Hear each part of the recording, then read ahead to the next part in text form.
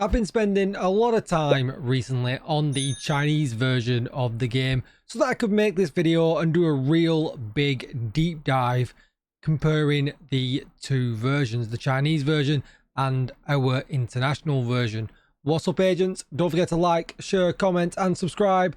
Let's get straight into it. So first of all, we'll touch on vanity because you'll have seen this floating around on a few Division X pages. As you can see, yes, I have got the dino costume. I'm going to go over here to 0 point. You can see he is wearing, or she is wearing, a bikini.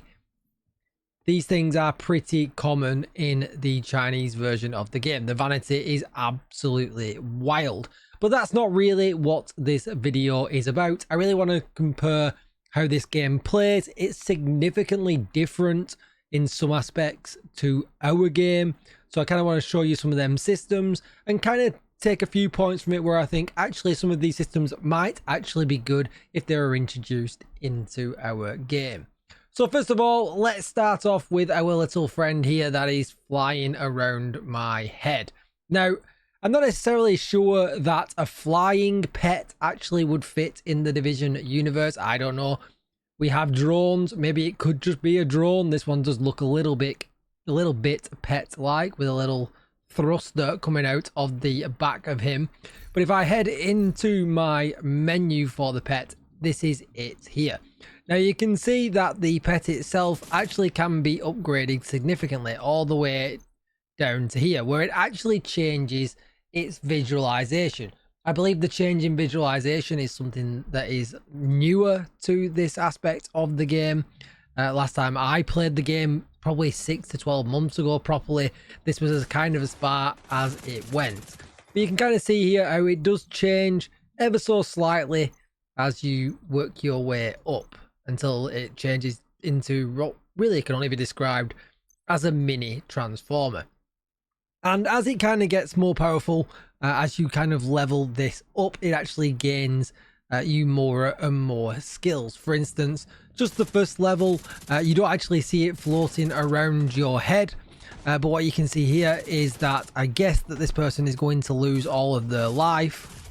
And it kind of, there you go, as you can see there, the pet shows up, stops you from dying, but allows you to kind of go down but not out status. If you then get a kill, you don't go down, you get a bit of a revive and you continue on playing and it goes on cooldown underneath. Now as you progress up now, mine at level 3 is actually visualized around my head at all times, but it also, not only does it provide me down but not out status, it will actually electrocute enemies around me as well and give me a boost in RPM, a boost in firepower, just so that I can get not just out of that down but not out status, but I can also hopefully kill what was causing me to die at the same time. So, and it gets more and more powerful as it goes on. Now, I kind of like this for one reason. I don't necessarily like how powerful it does make us. Not in our game anyway. It fits kind of perfect in the Chinese version of the game, but a toned down version I think in our game would actually be quite welcome. And I say that for one real reason: it stops me really from having to run a revive hive. Now I've got a revive hive on at the moment, as you can see here, but that was just because I was doing some really hard content where really I wasn't strong enough for doing it, and I was just basically being the person that would revive my teammates if they needed it. But when I'm playing by myself, I just don't need the revive hive. It opens up to me being able to play harder content and not have to necessarily worry about having a revive hive. It has a short cooldown. I think it's only about 2 minutes. So it's just like a revive hive anyway. And it just gives me that little bit of freedom. And I think something like that in our game probably wouldn't go amiss. I think it's actually quite nice. Now, how it would integrate into our game would be, you know, I don't know. These cores at the moment, they either give them away with kind of web events that they do, and I'll go on to them in a little bit, or that you can buy them, you don't actually earn them, and that part of the game is very, very different. They would have to structure it very different for it to introduce it into our game. But what I'm kind of saying is now at the moment I can't just buy them all and max it out. They only release so many at certain times. People who have played the game for a long time have got it maxed out already, but currently right now that's not available to me. I think this is the most I can get at the moment until they do an event or something like that. So that's one change that I kind of want to go over straight away, and I think it would actually be quite welcome in our game. Not necessarily for how it fits in this game, but for other reasons, like I've said. Other things that they do different, which I really like, and that's why I'm going to touch upon it first of all, is mods. The mod system I think is absolutely fantastic. So if I go to my gear and right click, there is only the vanity slots that you can see here. There's no regular mod slots like we have in our gear, and I will go over gear and how that works a little bit as well a little bit later. And by all means, I'm not an expert on this. In fact, I'll link Virtual's channel down below. He goes into much more detail. He's been playing this for a long time now. If you want to see any truly detailed videos, this is more of an overview of how all these systems work and really a comparison to our game. But we'll talk about mods. So mods you basically pick up in the open world. Now the game does have a restricted loot system like you would get in a mobile game, that you only can get so many per day, but that's something else that we'll talk about a little bit later. But for instance, let me use some of my points. In fact, Virtuals will tell me off right now if I do this, but if I go into the store for textiles, which we'll talk about later as well, I can buy mods. Textiles you earn in the game, they're quite an active currency. But then if we go back into my mod menu, so at the moment I just purchased 3 what are called universal level 1 mods. Now as you can see here, I got level 4 mods, I got level 5 mods, level 3, level 4, level 5, level 1, for instance. But what you can do when you get 3 of them, you can combine them for a small cost. They get an upgrade and they go up a level, up to level 2. And there you go. Now I combine 3 into 1 brand new level 2 universal mod, which you can see here. And if I had 3 of them, I could do the same again, and so on and so on and so on. And you can level these up. It gets quite expensive, but then you can see here at the moment I've got a mixture of universal mods and defensive mods, and firearms mods and things like that. Now you can see here, if you look very closely, these squares have a blue around them. This one's got a red around it. This is yellow around it. If it's a universal mod, you guessed right, I can put it in any slot. So these slots here are meant to be yellow slots as of right now. I've got a universal mod on that is giving me, let's just, if you hover over it, it's damage to elites, defense, strength, and all skills independent damage. Great. And you can do the same here in a pistol, and these actually apply to both of your gun slots as well, which is a really nice system. I really like this. It's really simplistic, doesn't take up any inventory space or anything like that. I think it's just really good, and it keeps mods completely separate. One thing to note is they do other things slightly different as well. So to unlock these mod slots, they actually use proficiency for that. So if I head over to this bench here, this one here is proficiency, and I can go into it, and you can see I am proficient, just as it would look like in our game. You can see that you get the score just like you would in our game as well. I can't actually donate anything today. If I went into this, I could then use deconstructed masks that I've got, or broken down parts, or exotic parts that you can get from doing events, and donate it and level it up. But you are capped to how many you can do per day in true kind of free-to-play style game. This wouldn't work in our game, but I like the way how this system works, and I think this is something that would adapt very well into our game without the necessary caps that it would bring as well. It makes proficiency just seem like it's got something to do, and I get proficiency in our game then leads on to expertise and things like that, but it really just kind of feels like a bit of an unnecessary grind to get level 30 weapon damage. It's kind of a system that was meant for something else, and there it is what it is, and there it's capped. But I do like this system, and I think something like this kind of just feels a bit more jointed together on why you're actually making things proficient. You're making things proficient so that you can get a mod slot in, for that type. So for instance, you make masks proficient, it unlocks the mask mod slots. You make chest proficient, it unlocks the chest mod slot. You see, just kind of makes sense, and I kind of really like that. So that is a brief overview of mods. That's a brief overview of pets. So other things that are very, very different is that every week you can do things with your clan. For instance, go and kill bosses in the raids and participate in getting your clan caches. And when you do, you'll get a clan cache, but in that cache you actually get these credits. And these credits, you'll look familiar. The Fool is here. It was here all along. With an arm patch that I don't think we ever got. But if I scroll down, you can see here, you can get not exotic parts, legendary parts, because they have something just one step further than exotics. They have legendary guns in here as well.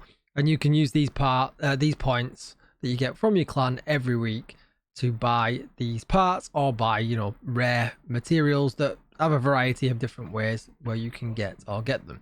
And I think that's, again, a nice cool system. It actually makes doing clan stuff actually worth it, which is, yeah, pretty cool. Another thing that they have that is significantly different to us is our daily, weekly, and I think it's like seasonal projects that we have. They look a little bit different. You can see here I have done my dailies for the day. Every day you get a bounty to do, a couple of open world activities, a mission, and the CP. And in doing that, you'll get yourself some textiles and you'll get yourself some season XP along the way as well. You can see here season XP, some regular in-game credits, and some textiles if I do 3 floors in the summit. The summit is something else we'll talk about in a little bit. It's actually a single player in this version of the game, but it's actually tied to your progression in the game. So yeah, the daily stuff, obviously, and weekly stuff is actually, you know, significantly worth doing because it progresses your season, it gives you textiles, and yeah, it gives you a reason to log in and actually do it. There's some other things here. This is like a starter section to the game, so a bit like what we have with the journey. You log in and, you know, for the very first time, and it gives you quite a significant amount of upgrade materials to upgrade your guns and gear, but it's a one-time thing only. You can see I have done them all there. We have got the manhunt of old. There's no real story behind this, but again, gives you a lot of season XP as expected, and some pretty hard to get upgrade materials along the way as well. This one isn't open yet, but and as you can see here, this red one is a proper hard upgrade material to get for your mods. And then other things are kind of the same. The bounty system tends to have dog masks involved in it, which shepherding, you know, I guess that's the theme. Kind of clever, and yeah, it's kind of great. So I'm just gonna head into the range, and before I start shooting any guns, I'm going to head into the vanity menu, and I'm going to take off the dinosaur because what I wanted to kind of show you here, I don't know if I've unlocked it all yet, but we'll go into the seasons pass. Yeah, this is what I wanted to show you here. See this uniform here? A lot of agents in the game are actually wearing it. It's extremely popular, and I feel like over the dinosaur, I think I've only ever seen one other person in the game over the last 2 weeks of me playing every day be wearing the dinosaur. Yes, I've seen quite a lot of bikinis, but generally everyone's wearing this, and it's like, oh, it's this season, we'll all wear it.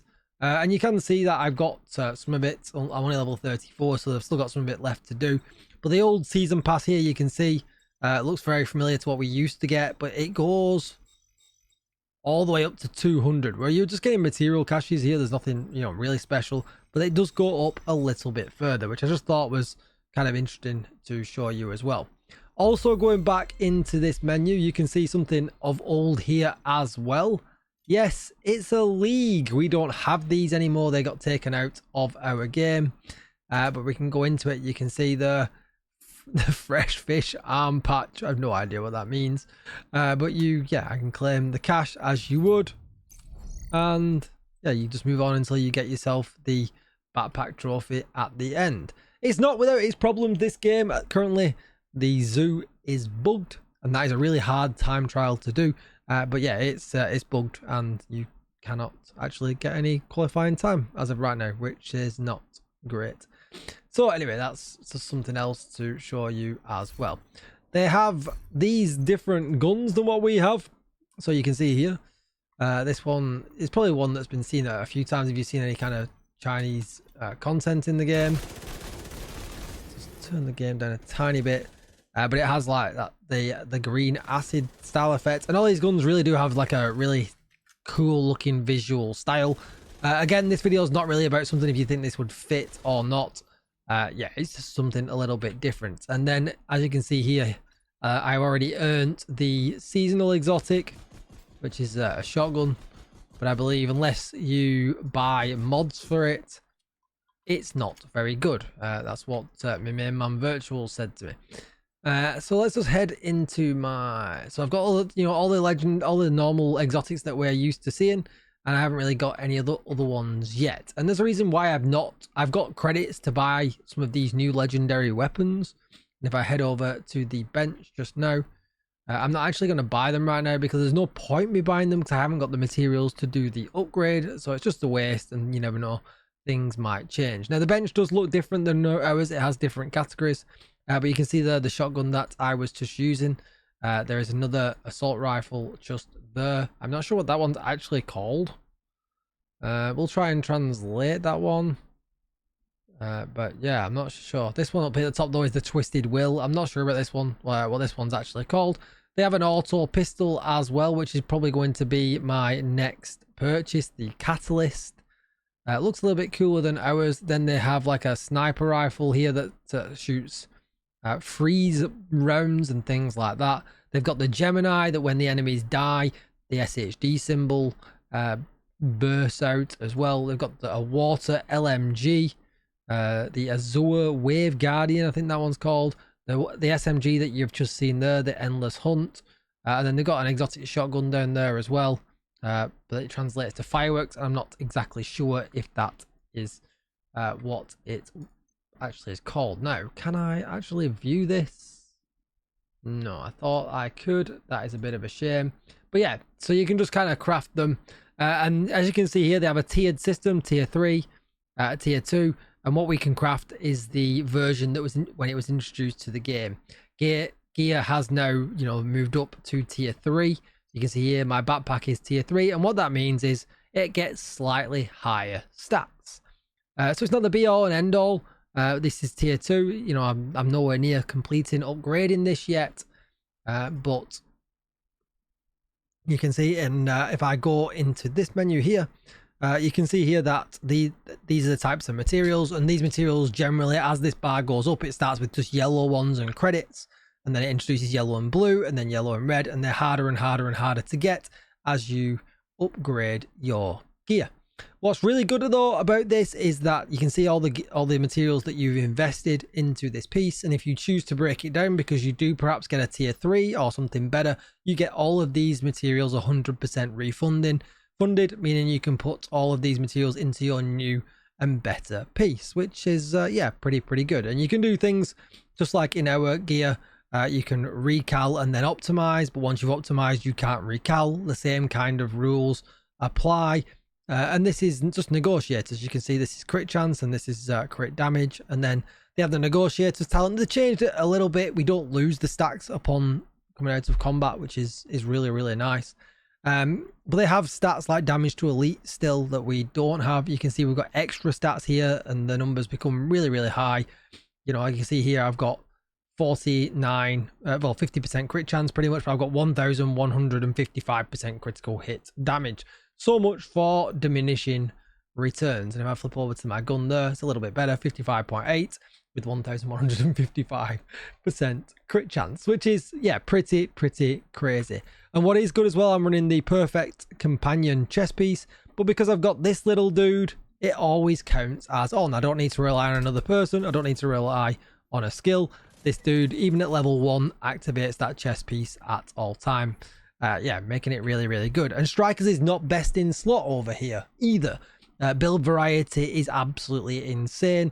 Once you get to tier 100 in the summit, you get a chip that you can install, allowing you to run double exotics, meaning you will see people with a legendary, or you'll see and an exotic or double exotics, and legendary pistol and perhaps a legendary gun as well. It's, yeah, 2 is allowed over here. It's pretty crazy. If I head into the watch, they've toned this down a little bit from what it used to be. It used to give you things like you could get the Ninja Bike backpack perk in here on one season, meaning that, you know, it was always active and you could just run 3, you know, and get 4-piece bonuses and things like that. But again, it is still different. You can see you get, you know, damage to armor in here, get pistol damage, and here sniper as well this season.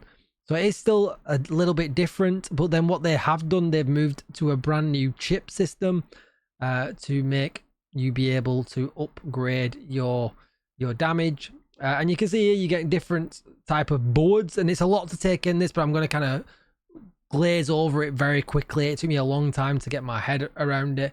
But you can see here, this is a weapon damage board here, and I go into this, and then you get these chips that you can roll. And basically, if I go, let me, so basically you can get, you get these boards, and if I take one out, oh, there you go. So yeah, you can see these are all boards that I've collected, and all of the slots are actually locked.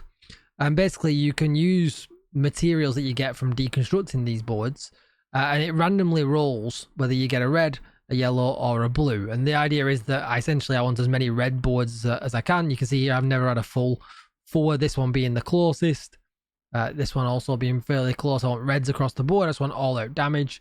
But that's what you do basically. When you get some other ones, what I'll do, I'll spend some time rolling these ones, and then hopefully I'll get one that's better placed for that, because each board has energy level, like you could kind of call it, and then that energy level depicts how much energy you see. This one's 2 energy, this one's 2, this one's 4, this one's 2, and this one will be 4 because it won't be in a red slot, so it's costing me more. These will be in red slots, and therefore that'll be in a blue slot, and that's why it's costing actually less.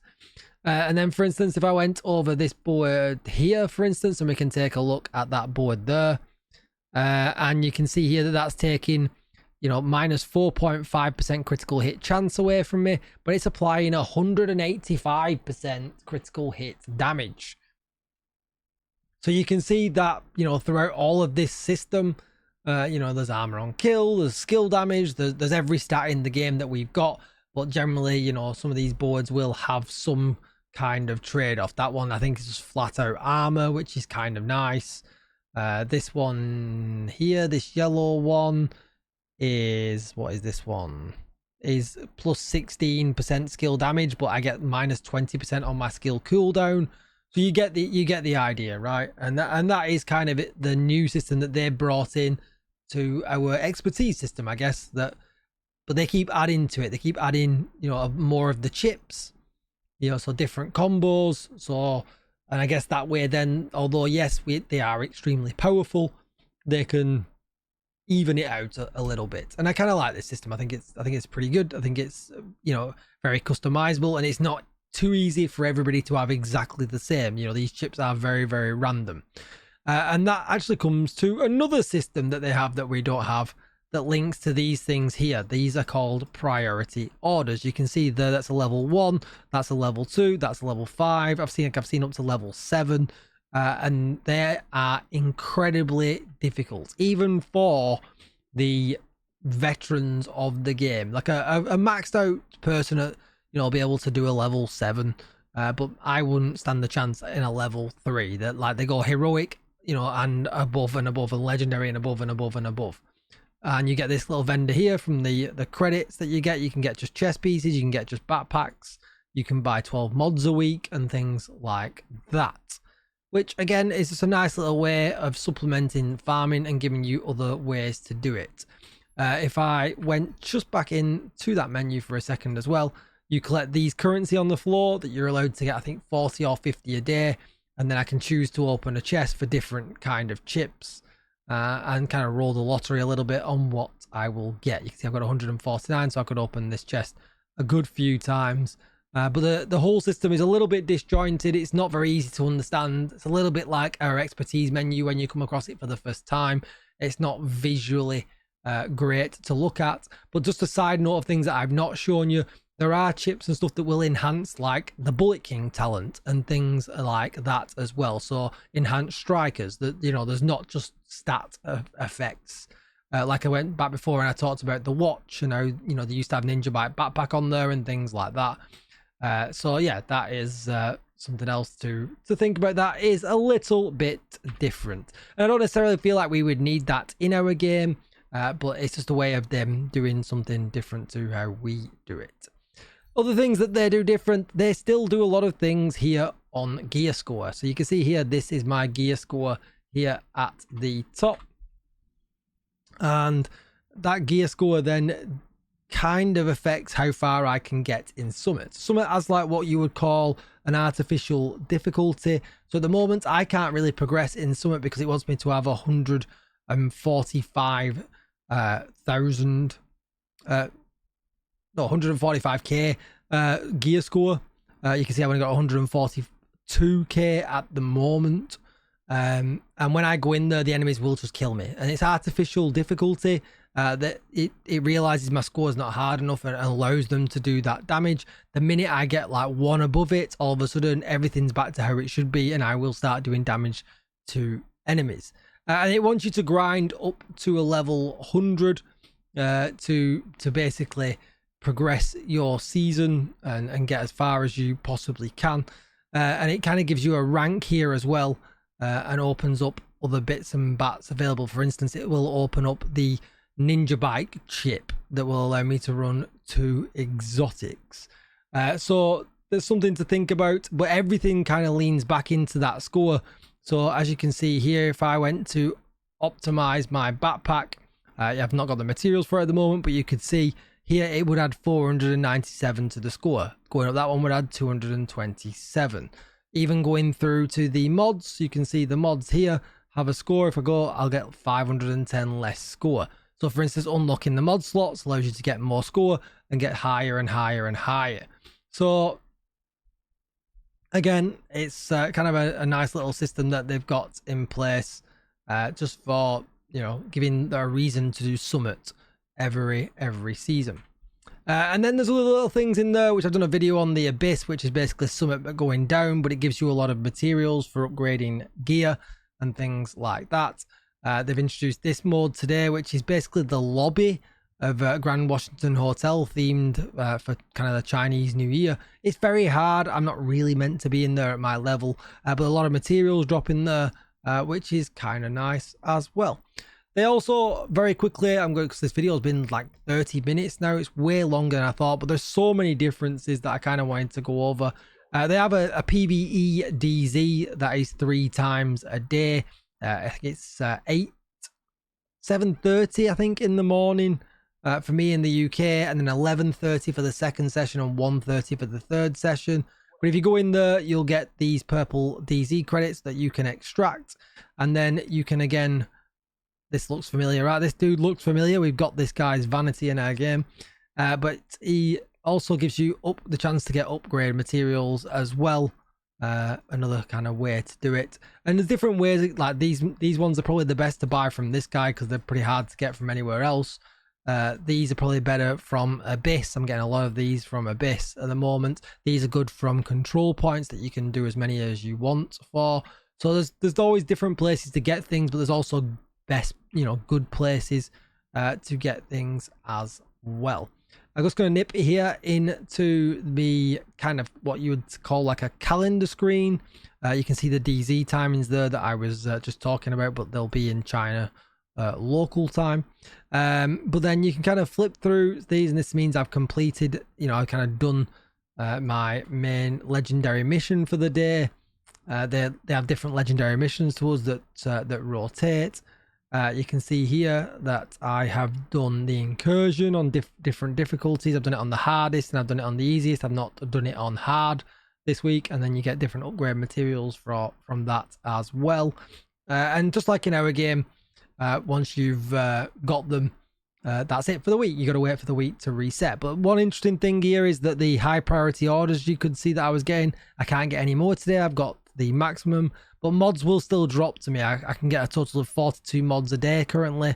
That upgrades with me upgrading my mod slots, but currently I've only got 19 out of 42 until 9 p.m. tomorrow. So, you know, there's things like that that kind of gatekeep the progression a little bit. So just very quickly and very last, and I probably forgot about something that I wanted to kind of talk about as well. But like I said, doing things in this game yield you a lot of textiles.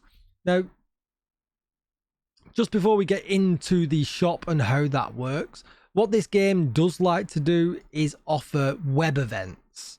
And there's multiple on the website. There's even more than what it's going to show here in the game. But for instance, you can get a web event and you'll earn. So you log in daily, you can claim a daily reward, as you can see just here, and you'll get something extra sent to you in your mailbox.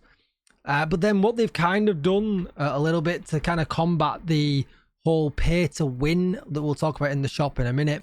You can come in here, you can check in every day, and every time you check in, you'll get, you know, 1 day, 2 day, 3 day, 4 day, 5 day, which is kind of cool. And then you get things like this here, which will be like do CPs, do the incursion, do the dark hours raid, do a CP4 in a group, and you know, and things like that. And you can kind of do them as well, and they all give you points. But what do points get you? Points get you expensive prizes. So you can see here, I've got 5,130 of these prizes so far, and these are, for instance, this is an SMG that I'm running right now. This is a suppressor for that SMG. You can see there's a different suppressor. Most guns have 2 types of accessories. Now you can mix and match, but some of them actually have benefits to running together as well. And so rather than having to just buy them, you can, obviously they're very expensive and they are going to take a while for you to get to, but if you play every day and you spend your time thinking about them tasks. I'm not really spending my time thinking about them tasks. I'm just kind of spending my time doing what I need to upgrade and optimize my gear and my build. But if you did that, you could pick up some of these fairly quickly. But for instance, to buy this, I think it's about £15 if you wanted to buy this just straight from the shop, which could be classed obviously as pay to win, which it is pay to win, but the game can be played completely for free if you've got a little bit of patience. And that's kind of how all these games always get people as well. You can see here some of the guns we were talking about earlier on. You can also get them as well as one of the best holsters. No, that's not actually the one actually, but that's a holster in the game, the water gun. You can kind of get this as well. If you didn't want to grind for it in the game, you can grind for it just by doing these tasks. And you can flip around, you can get mods and upgrade materials. You can get one of the pets as well here as well, and some of the harder to get, but this would be a waste of points. I would definitely get things that you generally can't get. The chip system that we talked about, and it just kind of gives you an alternative way to do something for free. We did talk about how you could get the fancy weapons from the clan vendor as well. There is other kind of a special coin currency that you can get in the game, and that you get from doing dark hours, the incursion as well, the harder content in the game. And that also has another vendor, which is just down here, over here, where our countdown vendor is. They don't have countdown, but you can buy, you can see with this currency, exotics if you want to, but more importantly, you can buy 3 a week, only 3 a week. So for instance, these ones here, I think you need 20 to craft it, but you can buy 3 towards the ice sniper rifle, 3 towards the auto pistol. So there's other ways, to get these parts rather than just be pay to win, exactly, and things like that. So let's delve into the shop. Right, so in the shop, you can see we have a variety of things here that you can buy, and these are all kind of like the upgrade materials and stuff and things like that. You can buy 5 of these. That's changed as of recently. You can see here I picked up 1 of them, but I could buy another 4 if I wanted to, but this is pretty expensive, and I don't need any extra as of right now. I just wanted to have the pet at level 3 because he's out and he's fancy. But then you can buy, so you can see here, like if we scroll down, for instance, these are all mods for all the different legendary guns that we have got in the game. You can see I own this one here for my SMG and things like that. But I think it's cost me about £15 to buy this, and it doubles the damage on the SMG. But to me, you know, I'd rather be buying things like this than vanity, to be honest. When, you know, I've kind of compared what I'm buying in this game to what I'm buying in our game when I'm buying vanity every week. Pretty much more as more of an experiment for myself to see, you know, how expensive is it to play the Chinese version compared to what I would spend in the international version. And to be honest, I spent less in the Chinese version than I have in our game. But is that pay to win? Yeah, it absolutely is. But could I stick with just the mod that came on it? Yeah, I absolutely could. But you can see there's a huge difference, right? Look at all the stats that start giving you. This was giving me just 10%, just like the mods in our game give our guns. Did I need it? No, I did not. Was I rushing things? Absolutely. So yeah, so in that kind of style, you can either wait, earn the points, or you can pay to win and buy things from the shop. Now, do you have to always buy things with premium credits? Some things yes, and some things no. So you can see here, this is more, you know, these are basically upgrade materials for gear. You don't have to buy these. You can just play the game and earn it. You can buy one of these every week. This lets you re-roll a stat on your gear. It's not like ours where you can just do it indefinitely. So these are pretty hard to come by, and they're very, very cheap. It's kind of worth picking one up every week. And then you've got here, what you've got is the premium credits side of the store, and then you've got the textiles version. And they are very, very similar, apart from the textiles version doesn't sell a pet, whereas this version does sell a pet here. And you can see like you could basically spend your hard-earned textiles on some of these upgrade materials. You could spend it on mods if you wanted to. You can spend it on other gun upgrade materials. You could spend it on proficiencies. You can spend it on just the regular cards. You can spend it on the reroll. You can spend it on the regular money if you really want to. And you probably shouldn't, because none of this is nothing that you can't just earn in the game every day. But again, it offers a shortcut for textiles if you really wanted to take it. But it also offers a very expensive route via premium credits also as well. We've got the regular vanity in here, as well as stuff that you'll have seen all of the time in our game. You'll have seen a lot of this in our game, but then there's some stuff that, you know, that is pretty wild. You'll notice that there's no like bikinis and stuff in here because they come again from web events that are slightly different, and they're limited a lot like ours. This is basically buying premium credits, but not also do you get premium credits. They throw in mods every day that you log in as well. Sometimes for 7 days, sometimes for 30 days. This one's always free. You get this one every day. So yeah, just different kind of benefits to buy in. I don't know why they sell the packs, you know, just by themselves here, but there's really, if you want any kind of premium credits to buy the season pass or anything like that, the season pass is like £5 or £6 for me. I've got a very good conversion rate compared to Chinese currency. But I bought this one. It got me the season pass as well as some universal mods every day when it resets, which is, you know, kind of cool. It's kind of okay. So yeah, okay, the game does have a significant amount of, yes, you can buy stuff. Do you have to buy any of it? You absolutely don't. If you're just willing to log in every day, play for a few hours, hit your caps, and then not play it until the next day, and so on and so on and so on. So it really does depend the kind of gamer that you are. If you're a gamer that will get sucked into the pay to win universe, or will you be able to kind of withstand and, you know, just kind of chill out with it. So let me show you one more thing before I end this really long video. So this is a pretty good example of one of the events that is going on right now. You can see here that I've completed it, and I can kind of, you know, I could, I don't know what I'm going to get yet. I'm going to look into it a bit more, but I could kind of, you know, get some system assembly by the looks of it. If I, system corruption, if I wanted to, I can kind of go down, you know, you can pay cheap and get, you know, 6Q, which is, I think this is probably about £4 for me if you wanted to get kind of offers on stuff and things like that. So these are kind of the web events that always kind of have something for free by doing tasks, but they also have like, you know, oh, pay this little bit of extra money if you want to roll the dice and maybe get something a little bit better. They do offer completely free ones though, which is really good. For instance, if I went into this one here, this one is to do with the Abyss at the moment. So I can kind of click that and it's going to So, oh yeah, thank you, congratulations, you've got that, and now that'll appear in my delivery box in the game because I've earned it by playing the Abyss. And you can kind of level up your bar and get, you know, more stuff all the way along. There should be a Bullet King show up at some point in all that as well. And then this changes, so it's going to be control. This week it's Abyss levels. Next week I think it's going to be control points. So yeah, kind of nice. And then you can just level the bar up, and you can, you know, ooh, some good stuff for me to claim here. This one, red's pretty good. Oh, and some universal mods as well. So this is how they, you know, get you to do things. I don't know why they don't integrate this into the game, but they do a lot of events like this by making things separate for some reason as well. And this is how I got the season exotic and things like that.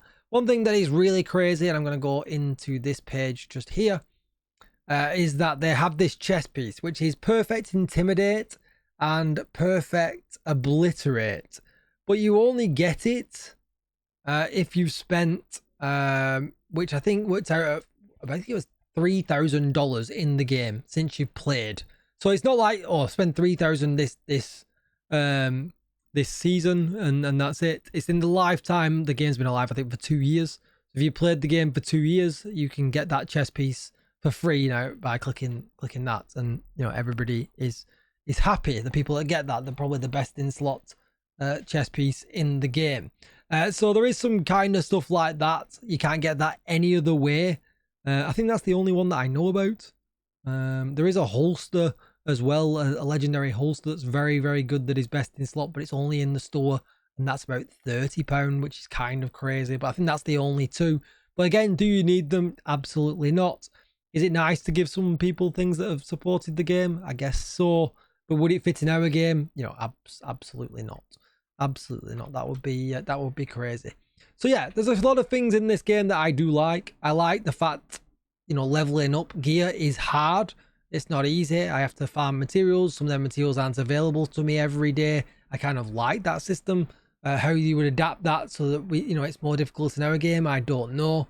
I do like the fact that maybe they could do it with an exotic or a legendary, that we perhaps, rather than get it at the end of the season, we get it at the start of the season, and as we progress through the manhunt, perhaps it gets more powerful, and use it in that kind of way. I don't know. I'm just kind of spitballing ideas a little bit. That kind of would be nice. You know, I don't know, but I do like the upgrade system and the upgrade path from the mods to the gear in this game. It's not just easy. It's not just something you can just kind of throw together and do very, very quickly. And one last thing to finish out, they don't have targeted loot like we do. It's the old school targeted loot. You have to go to the area and farm it. You can't choose what loot you want to do in Summit. You can't. There's no countdown. There's no Brooklyn. What you see here is what you get. Anyway, I probably missed a load of things, but I've waffled for 45 minutes. But I hope that gives you an extensive overview of what it's like to play on the Chinese server. As you can see here, look, not everybody is dressed crazy. I have no idea who this person is, but they are very friendly, by the way, on this server. And I think that's maybe because I stand out, because above my head it does say DJ Tickle. Obviously, you know, they can tell that I am a foreigner in these lands. So I don't know if that's why or not, but yeah, everybody's very friendly. Everyone kind of helps out and things like that. The chat, as you can see here, is littered with people asking you to do things. And what is very, very crazy is, so if I wanted to take part in this event here, all I have to do is click it and it throws me into the party. Very, very different. Nobody really uses matchmaking. So for instance, if I wanted to click on this here, I would press the C, you can see at the bottom on the keyboard, and what it would do, it would put it in global chat. You press enter and people can click it and people can join. Which is, yeah, kind of a nice kind of MMO feature that we've seen in MMOs in the past, but they brought it to the Chinese version of the Division. Anyway, things are looking a little bit blur around here, so we're going to slap back the dinosaur back on. I'm going to leave you with him doing his jumping jacks because his belly is way too big. But so don't forget to like, share, comment and subscribe. Let me know what you like about the Chinese version. Let me know what you don't like about the Chinese version. But I look forward to reading the comments down below. And I'll see you in the next one. Thanks for watching, agents. Goodbye.